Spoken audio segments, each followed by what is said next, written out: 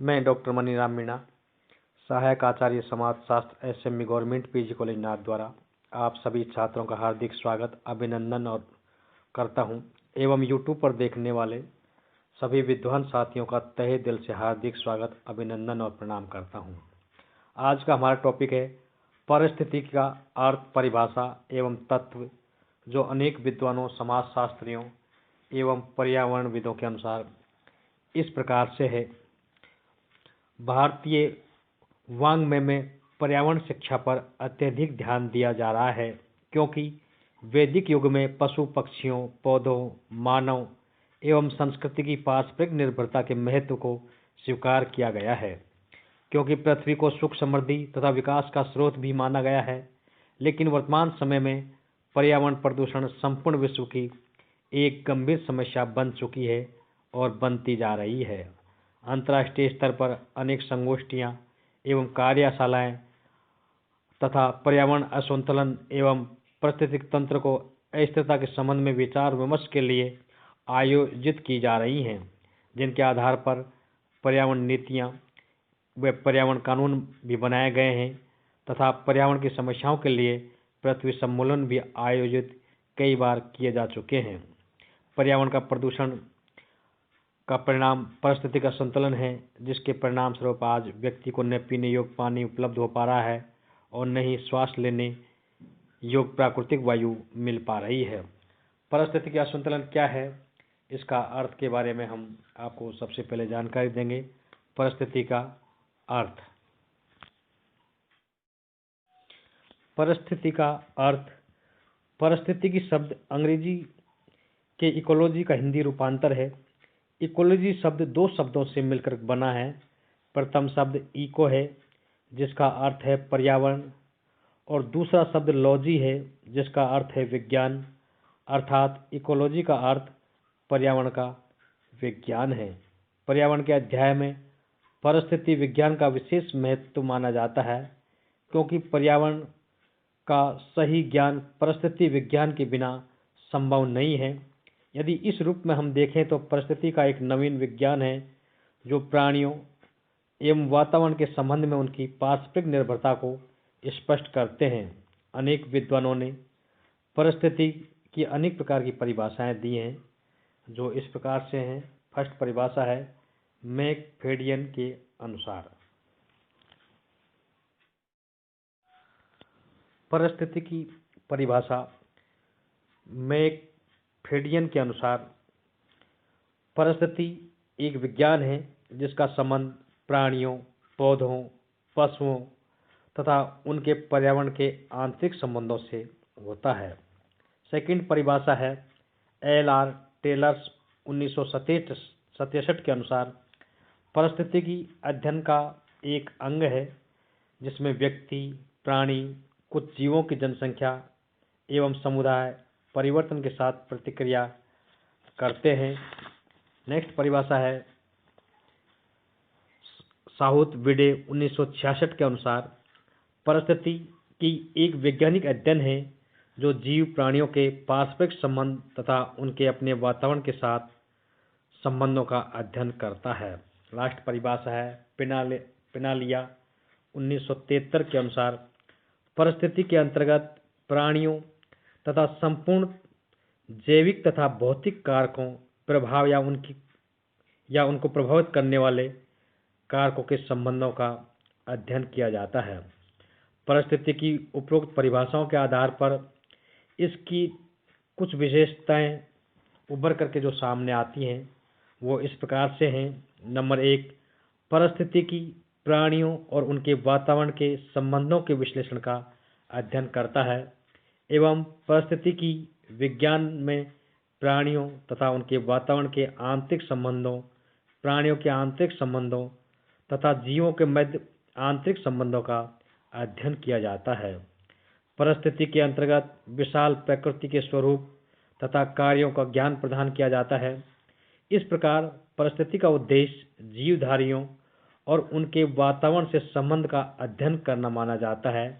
विशाल प्रकृति के स्वरूप तथा कार्यों का सही बोध करना एवं सभी प्राणियों और उनके सभी वातावरण के संबंधों की व्यापक जानकारी देना एवं प्राकृतिक स्रोतों तथा पर्यावरण प्रदूषण की व्यवस्था तथा संरक्षण का अध्ययन करना इसकी प्रमुख विशेषता मानी जाती है।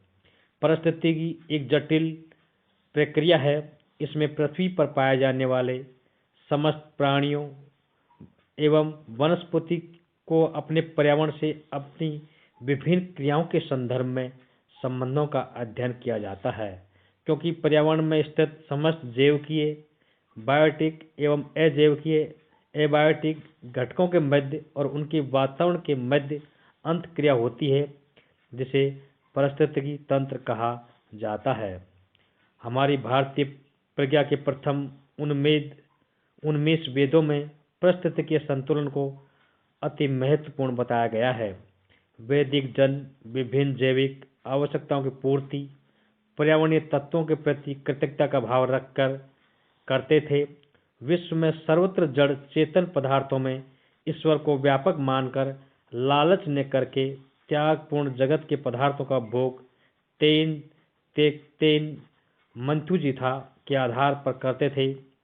त्याग पूर्वक भोग के उद्देश्यों एवं उद्देश्य से देवताओं के लिए हव विशेष का समर्पण और हव विशेष के समर्पण तथा प्राकृतिक तत्वों के संदोहन से शरीर गुणवत्ता की क्षतिपूर्ति करके प्राकृतिक संतुलन को अनवरत बनाए रखने का प्रयास निरंतर चक्रवत चलता रहता था और पारिस्थितिकी असंतुलन जैसी समस्या जन्म कभी नहीं ले पाती थी।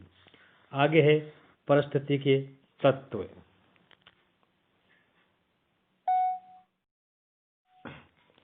पारिस्थितिकी के तत्व।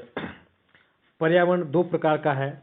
नंबर 1 भौतिक या प्राकृतिक पारिस्थितिकी की फिजिकल और नेचुरल इकोलॉजी। इसके अंतर्गत उन सभी भौतिक अथवा प्राकृतिक तत्वों को लिया जा सकता है जो हमारे चारों ओर हैं और हमें प्रभावित भी करते हैं।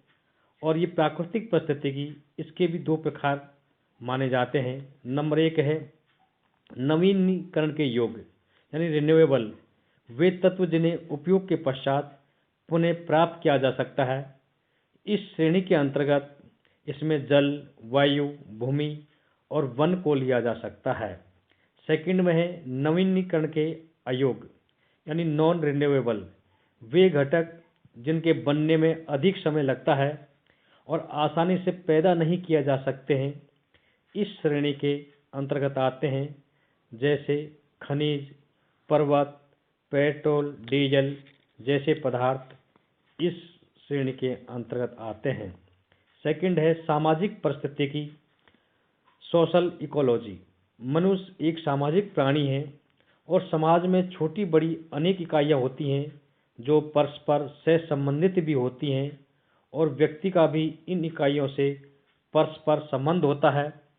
इनके परस्पर से संबंध से ही सम्मान का पर्यावरण संतुलित भी होता रहता है। जैसे परिवार, विद्यालय, महाविद्यालय, राज्य आदि इसके अंतर्गत आते हैं।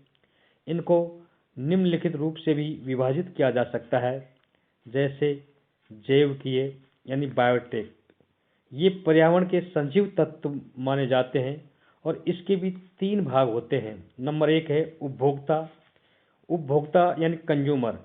इन तत्वों को अपने भोजन के लिए दूसरों पर होना पड़ता है जैसे मनुष्य, पशु, मछली आदि।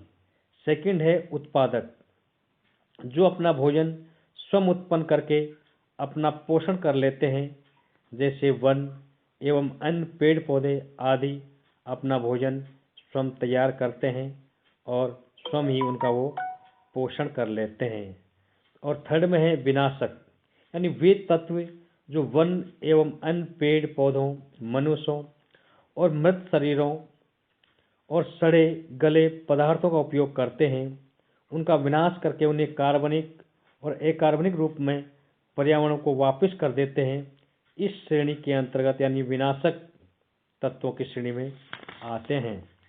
अजैविकीय यानी एबायोटिक, इसके अंतर्गत पर्यावरण के कार्बनिक और अकार्बनिक पदार्थ आते हैं जैसे carbon dioxide, oxygen, nitrogen, calcium, sulphur, phosphorus ये हमें जल, वायु और भूमि से प्राप्त होते हैं।